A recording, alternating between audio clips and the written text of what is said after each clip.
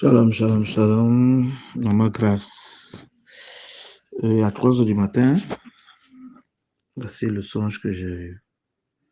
Bref, mon esprit a été déporté au niveau du Gabon.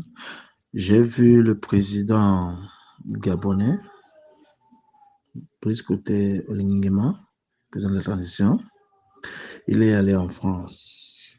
Et lorsqu'il est arrivé en France, il a été reçu par le président Macron. Et les Français voulaient se rassurer si tous les intérêts se passent bien, protégé à 100%, garanti à 100% et toutes ces choses-là. Bon, ils ont su quand même qu'ils n'étaient pas totalement avec eux. Et c'est pourquoi, lorsqu'ils rentraient, la France avait organisé un putsch. Et son avion a été détourné vers le Cameroun. Ils ont d'abord voulu s'atterrir à Tchad, mais après, ils se détourné vers le Cameroun. Alors,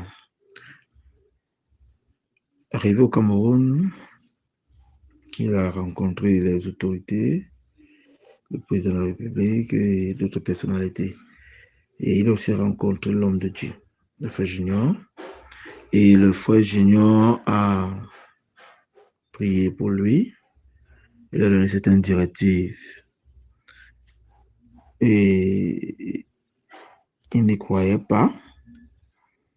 Il y a un général de l'autre côté au Gabon qui a appelé et qui l'a rassuré qu'il ne s'inquiète pas. Et ils ont fait le ratissage de ce côté-là. Donc, voilà. On a arrêté certaines personnes et tout. Alors, comme les médias savaient qu'il devait rentrer par avion, le frère avait prié pour lui. Il leur a fait ouvrir les yeux. En réalité, il a compris que pour avoir l'assurance que les anges étaient partout, et il avait ouvert ses yeux comme Élisée avait ouvert les yeux à Géasi. Et c'est comme ça qu'ils sont partis ensemble par voie terrestre. Donc, l'avion est retourné par voie aérienne, mais ils sont retournés par voie terrestre. Et tous ceux qui étaient en route, qui étaient pauvres français, étaient aveuglés. Et les anges parcouraient toute la rue. Alors, ils sont arrivés au Gabon et le président de la transition a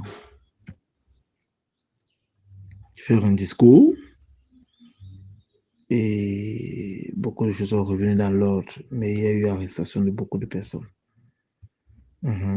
Parce qu'entre-temps, lorsqu'il était au Cameroun, je rappelle ceci, c'était un vaillant homme qui les hommes proches de Voltaire se sont levés pour pouvoir ratisser le terrain et on a arrêté beaucoup de gens qui étaient pour la France, qui étaient pour le putsch. Donc voilà. Donc lorsque, comme je le disais, tantôt il est arrivé, il a fait son discours et tout est bien passé. Donc maintenant, il lui a été dit qu'il faut qu'il laisse le pouvoir.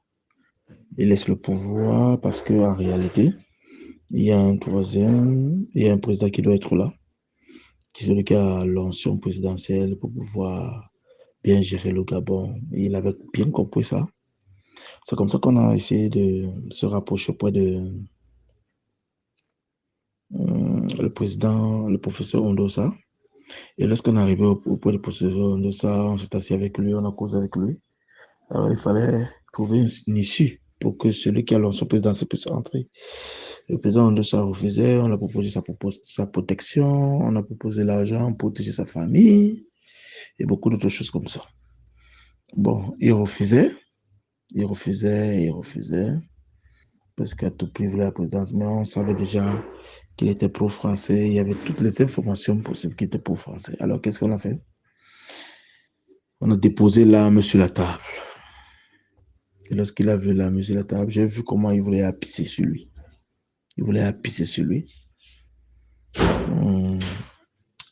Vers la fin, après plusieurs tentations, il a accepté.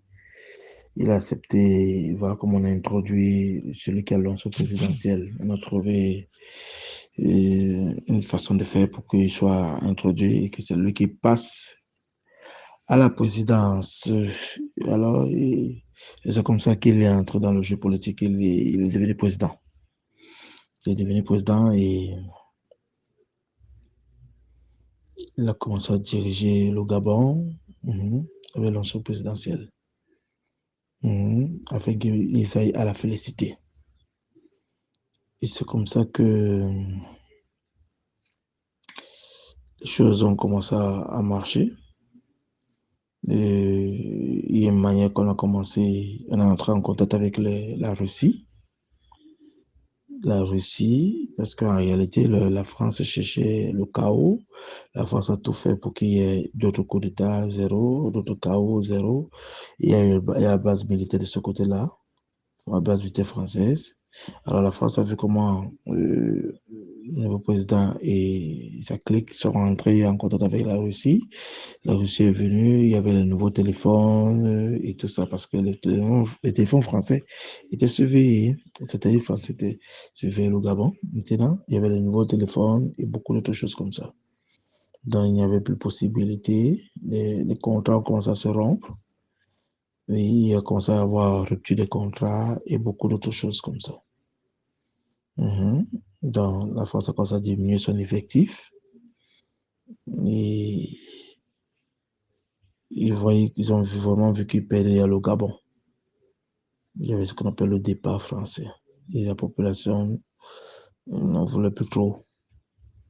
Donc, le nouveau président s'est mis au travail.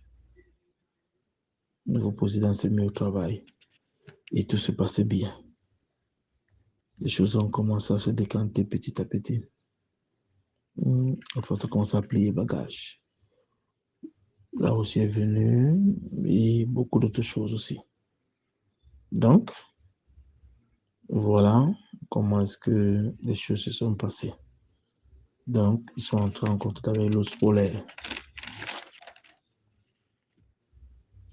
Donc, et j'ai vu aussi le Brice Clotaire était devenu le conseiller du nouveau président et il était toujours dans le grand cercle de la présidence et beaucoup d'autres choses. Il assurait sa sécurité et beaucoup d'autres choses comme ça. Donc, ben voilà. Donc, moi, je me suis réveillé du songe.